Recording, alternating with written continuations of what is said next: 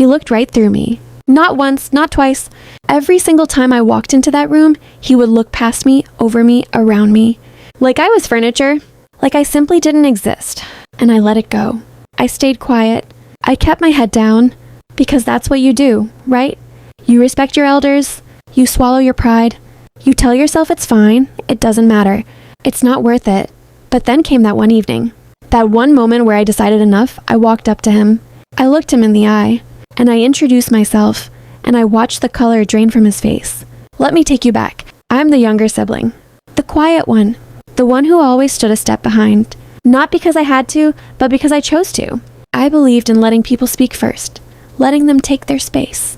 I thought that was wisdom. My sister Amna, she's 2 years older than me. And she's the kind of person who lights up every room she enters. She married into a family that, by every measure, was considered significant. Her father-in-law, Mr. Khalid, a man who built a business empire from scratch, who people greeted with respect, who sat at the head of every table like it was his birthright. When Amna got married, I was genuinely happy for her, and I respected her new family. I came to every gathering with a smile. I spoke when spoken to. I was polite. I was proper. But Mr. Khalid had a way of looking at people.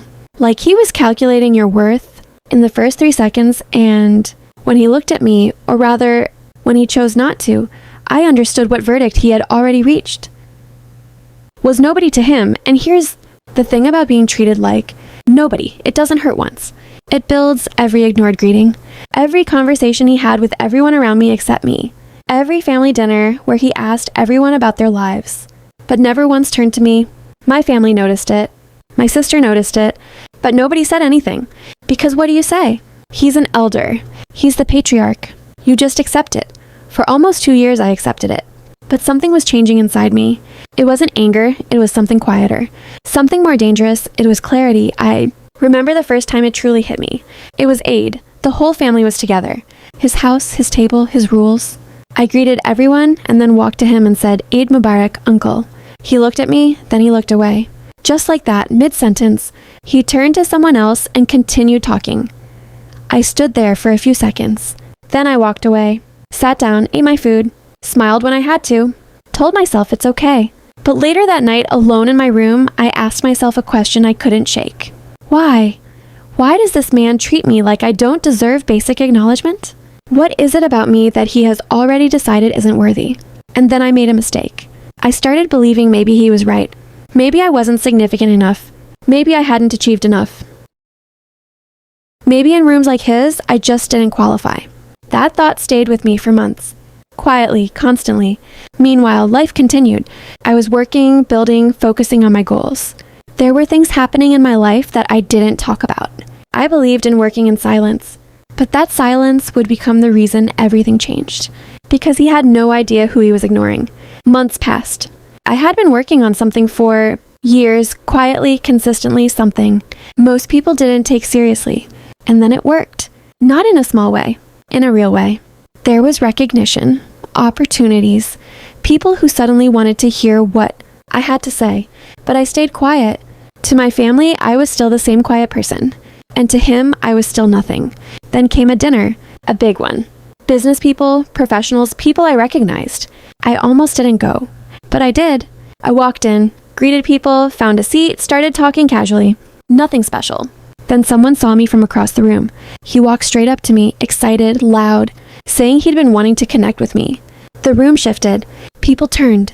Conversations paused. And across the room, for the first time, I felt his eyes on me. Really on me? Curiosity. For the first time in 2 years, I didn't look away. We talked for about 20 minutes. About work, ideas, possibilities. He used words like remarkable, pioneering. I kept it simple.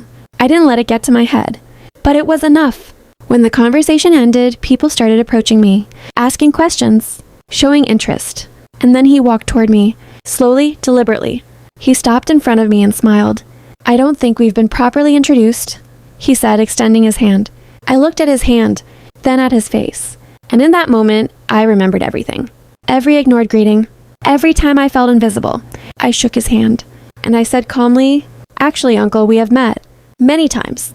I've greeted you at every family gathering for the past 2 years." Silence. Real silence. I watched his expression change. Recognition. realization, and then something unexpected. Shame. He tried to recover, said something polite, but we both knew. I smiled genuinely and said, "It's good to properly meet you," and I walked away. That night, my sister called me. She had heard what happened. "He asked about you," she said. "Wanted to know more about what you do." I paused. "Good," I said. "Now he'll remember to ask." In the weeks that followed, things changed. Not dramatically, but noticeably.